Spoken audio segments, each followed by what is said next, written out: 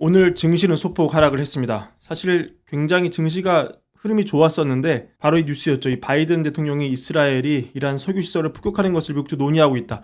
이런 취지로 발언을 하면서 시장이 바라보는 중동의 긴장이 확 올라갔고 유가가 하루 만에 급등하면서 굉장히 큰 상승폭을 기록했고요.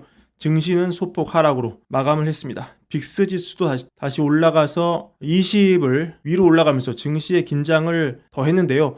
그럼에도 불구하고 시장이 중동에서 당장 엄청난 일이 일어날 거라고 아직까지 강하게 보지 않는 그 근거 중 하나로 지금까지 적어도 이 위기 상황에서 안전자산 역할을 하면서 가격이 올라갔던 미국 국채가 금리가 계속 올라가는 흐름을 보였다는 점입니다. 한마디로 국채 가격이 떨어졌다는 얘기가 되겠죠. 이 같은 흐름은 오늘 내내 이어졌습니다. 왜 금리가 이렇게 올라갔냐? 어째서 중동 긴장이라는 변수까지 딛고 금리가 올라갈 수 있었느냐? 일단 두 가지 부분에서 찾아볼 수 있는데 첫째는 일단 미국의 서비스 업황이 너무나 좋다는 것입니다.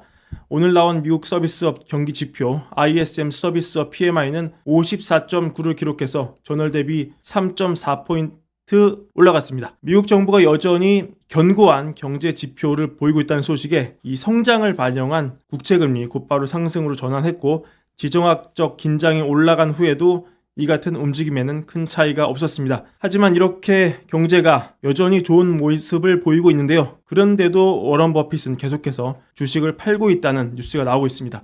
이 버크셔 해서웨이가 BOA 주식을 계속 줄이고 있다는 얘기는 이제 뉴스가 아닐 정도가 됐지만 이게 최근까지도 이어지고 있어서 지난 10월 2일까지 12거래일 연속으로 버핏은 주식을 팔고 있습니다. 물론 많이 판 이후에도 여전히 뱅크 오브 아메리카 주식을 굉장히 많이 들고 있지만 가뜩이나 버핏이 최근 들어서 현금 보유량이 역대 최대일 정도로 이미 현금을 쌓아놨는데도 계속 판다. 단순히 현금 보유량만 최대가 아니라 이 포트폴리오에서 현금이 차지하는 비율이 이렇게 높아졌는데도 계속 현금을 늘리고 있다. 이거는 우리가 시사하는 바가 적지 않을 수 있습니다. 이런 걸 느끼게 하는데 일단 버핏은 늘 미국 위주의 투자를 하는 사람입니다. 중국에 과거 비아디 좀 투자하기도 했고 일본에 최근에 종합상사 좀 투자하겠지만 여튼 포트폴리오의 절대 다수가 미국입니다. 버핏 버크셔 해서웨이 주총을 보면은 얼마 전에도 물어봤죠. 어떤 중국계 미국인으로 보이는 사람이 관련해서 중국에 더 투자할 생각이 없냐 이런 취지로 질문했을 때 버핏은 미국 사랑을 그때도 일관되게 얘기를 했습니다. 그런 그가 봤을 때 이 버핏이 현금을 늘렸다고 해서 당장 미국 주식이 하락하고 폭락하고 이런 건 당연히 아니죠. 하지만 이 버핏같이 포트폴리오 자체가 이 시장 자체를 사는 것과 같은 그 정도의 현금 보유량과 펀드 덩치를 가진 사람 입장에서 버핏은 사실 거의 지수를 사야 하는 것과 마찬가지의 사람인데 적어도 미국 주식 상승의 폭이 좀 제한되었다고 판단하는 게 아니겠느냐. 왜냐? 지금 S&P 500이 여기서 5% 더 오르면은 이게 6천이 6천. 근데 연말까지 S&P 500 6천 간다. 이러면 사실 충분히 많이 오른 걸 수 있거든요. 근데 그냥 이거 안 사고 위험도가 제로인 3개월물 국채를 산다. 그러면 이거 여전히 연 기준으로 4.6을 줍니다. 버핏 입장에서는 이렇게 생각할 수가 있는 거죠. 주가 하방 리스크까지 짊어지고 S&P 500이 6천을 가는 걸 기다려서 증시에 머물러 있느니 차라리 증시 노출 비중을 좀 줄이고 그냥 위험도가 제로인 3개월물 이런 거 사는 게 훨씬 낫지 않을까 충분히 이렇게 생각할 수 있는 상황일 겁니다.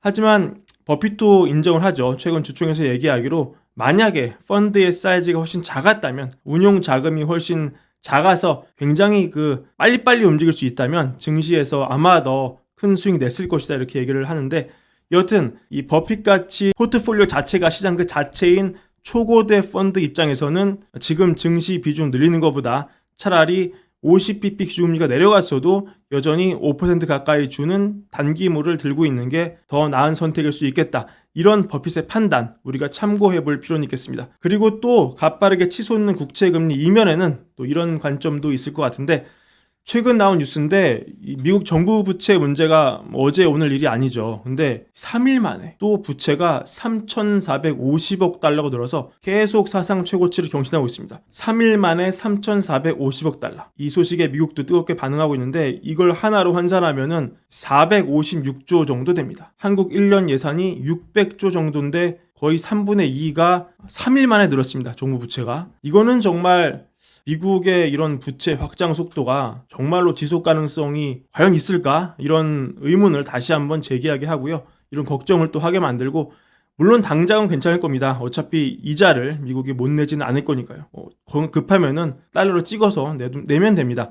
하지만 중장기 이런 속도의 정부 부채 증가 속도에서 우리가 적정 금리 레벨을 어떻게 봐야 되느냐, 이건 앞으로 여전히 큰 숙제로 남을 것 같습니다. 그리고 마이크로소프트가 원전 사고 났던 3마일 원전 재가동, 이런 뉴스 전해드렸고, 얼마 전에 엔비디아 젠슨 황 역시 데이터 센터를 돌리기 위해서는 원전이 중요하다, 이런 취지 발언한 적이 있는데, 니케이랑 인터뷰한 구글 순차이 CEO가 또 마찬가지 얘기했습니다. AI 데이터 센터에 들어가는 막대한 전력을 해결하기 위해서 원자력 발전소 전기를 받는 걸 고려하고 있다. 결국에는 원전 없이는 이 막대한 전기가 필요한 AI의 가동 자체가 쉽지 않다는 것을 마이크로소프트, 엔비디아, 구글 같은 거대 IT 기업 수장이 인정하고 있다. 이런 움직임 챙겨가시면 좋을 것 같고요. 엔비디아 젠슨 황이 블랙웰 관련 인터뷰했습니다. CNBC와 인터뷰였는데, 블랙웰이 계획대로 생산 중이고 수요가 미친 듯이 늘어나고 있다, 이렇게 얘기했습니다.